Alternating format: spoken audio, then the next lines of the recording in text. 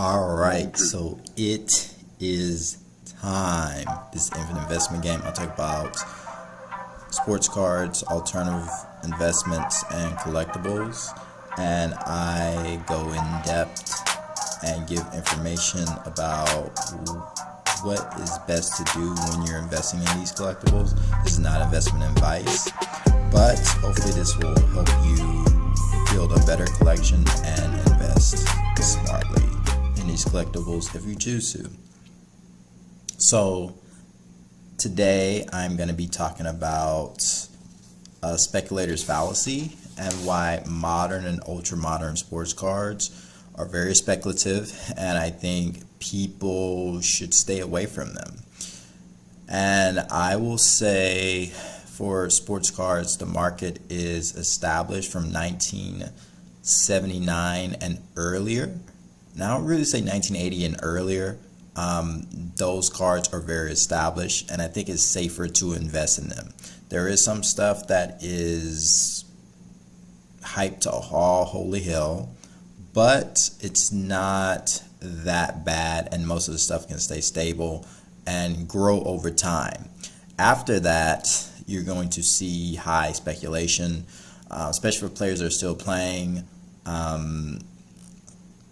And I will stay away from junk wax era stuff as well. I will stay away from that. So really from 89 to 94 is a chunk that I would just stay away from. Even though all those players are retired, I will still stay away from. When you come to, let's say, basketball, like 1986 Fleer, I think you should. There's still a lot of speculation with 1986 Fleer. We've seen that with The Last Dance a few years ago. There is some other speculation as well as far as what these guys are going to do, but I'm starting to say that 1986 Fleer and 1986 for basketball is now starting to become safe. Also, and people are like, what are you talking about? It's been safe. It went from $40,000 to $720,000. I don't see exponential gains like that ever happen again for PSA 10 Fleer cards. I think eventually things are going to go down, and then things are going to gradually over time go back up. And it's not going to be such a giant jump ever again, or very, very less likely, unless hopefully not, but unless Michael Jordan passes away or something. And I think as far as his legacy and everything he's doing is pretty much set. I think The Last Dance did that, and I don't think anything negative would be coming out with him. So I think he'll be fine for that. And then you have the speculation with the movies, documentaries, and Magic Johnson. I think that all ought to be done.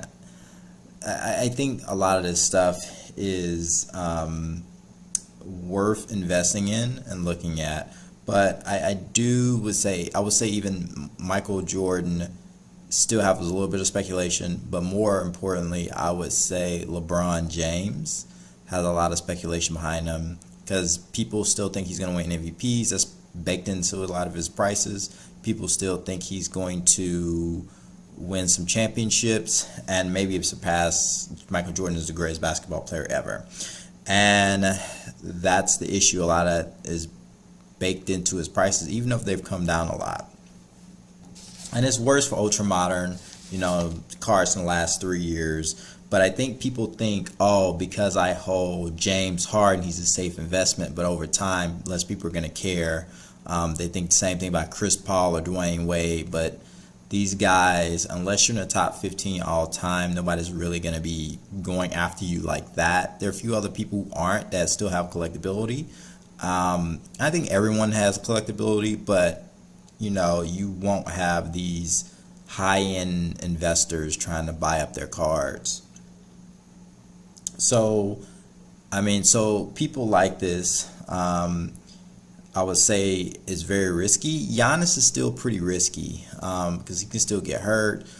He's still more stable in everything he's done so far, but he's still a little risky. It's still a lot of speculation of what he's going to be. If he's going to be more of he's not David Robinson, is he going to be more of a Keem, or is he going to have a career close to LeBron? People don't know. And that's kind of baked in his prices, and he hasn't won enough MVPs or championships yet. So I think his cards can still go down.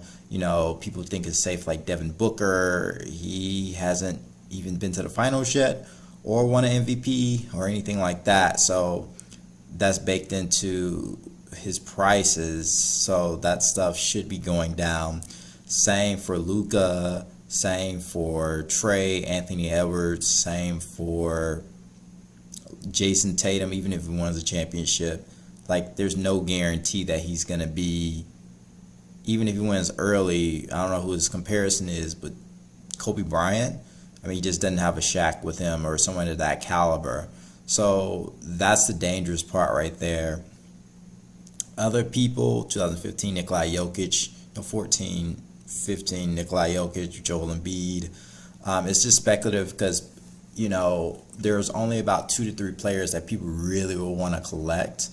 And then everybody else is kind of by the wayside. And you just have like a small group of people trying to get their cards. And there's so many of them out there. So overprinted cards, multiple parallels, sticker autos, on-card autos, game-worn jerseys, event-worn jerseys, or jerseys have never been worn.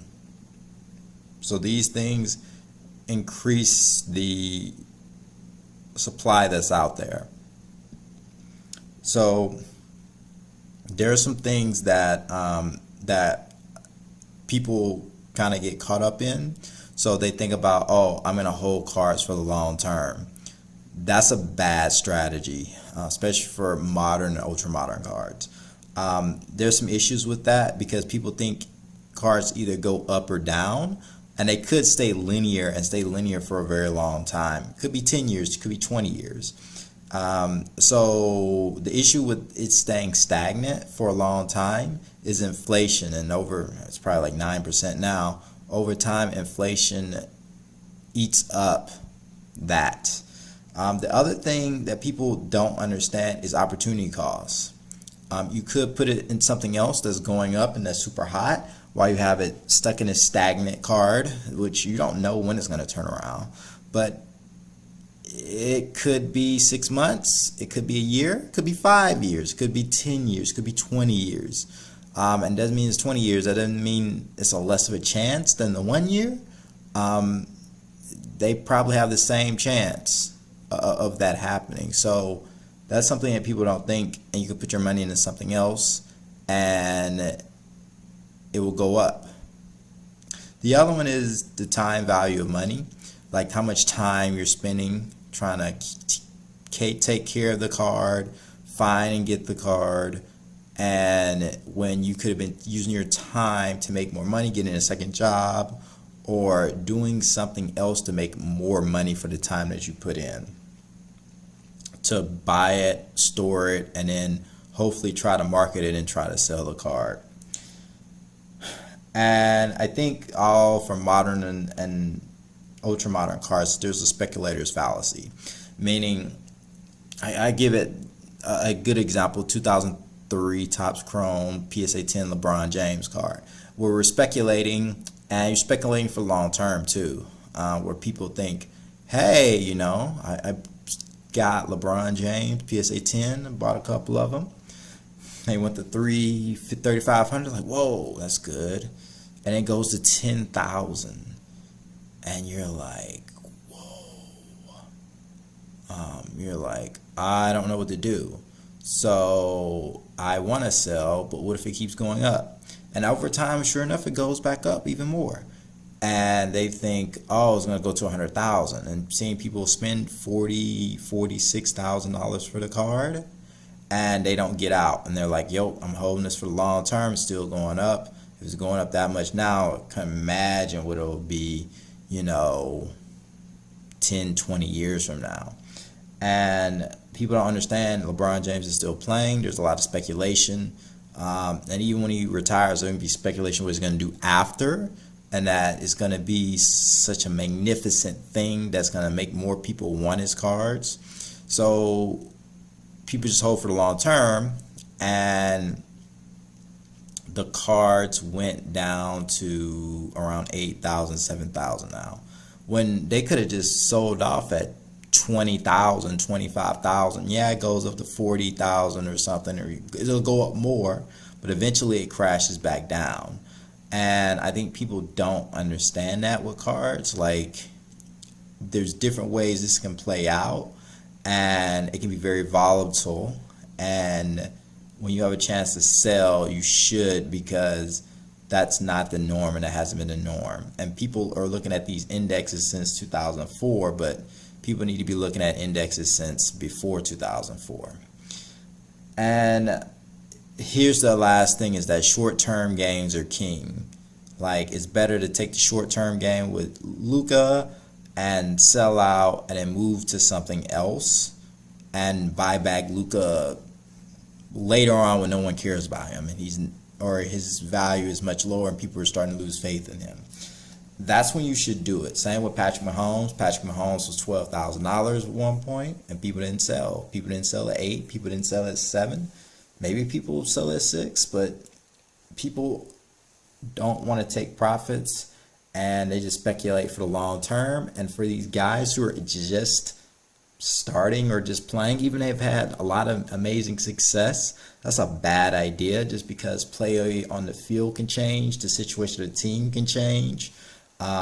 There's conduct issues, that's them getting sick for some reason, them having mental health issues or giving up. These things all play a role. Or another star just comes out of nowhere that seems to be better, and you see a lot of fluctuation, and a lot of guys don't pan out, but some who do, they become a narrative where, like Paul George and Jimmy Butler, where people just don't like them, even though they're on their way to be Hall of Famers. So yeah, I'm just saying that if you're buying Luka, Jason Tatum, Justin Herbert, Baker Mayfield, Joe Burrow, Bobby Witt, Jason Dominguez, even Ronald Acuna and Juan Soto, there's going to be peaks and valleys, and they may be very steep. And I think people are confusing themselves with investing when they're actually speculating.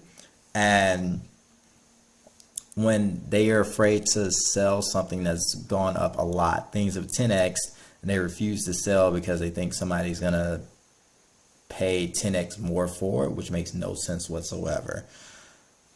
And I think that modern, ultra modern are long-term investments when they're not. Even LeBron right now, I wouldn't necessarily say he's a long-term investment. I would prefer Jordan over LeBron as of right now, because there's so much speculation. Same with Luka. If you have a card that sells for $1 million and he doesn't, by that time he didn't even win a playoff series. So that's a main issue right there. Other guys that people really love, Ja Morant. You just got to have that demand, and things can happen where people turn on you, just like they did Russell Westbrook, Chris Paul. Other things can happen, or you have injuries and things such as that. So if you're trying to buy guys from the last 20 years, even 30 years, you're speculating. I think the 1980s maybe is kind of pretty much safe, but after that, like, it's all it's mostly speculation, and your cards are probably going to go down in price.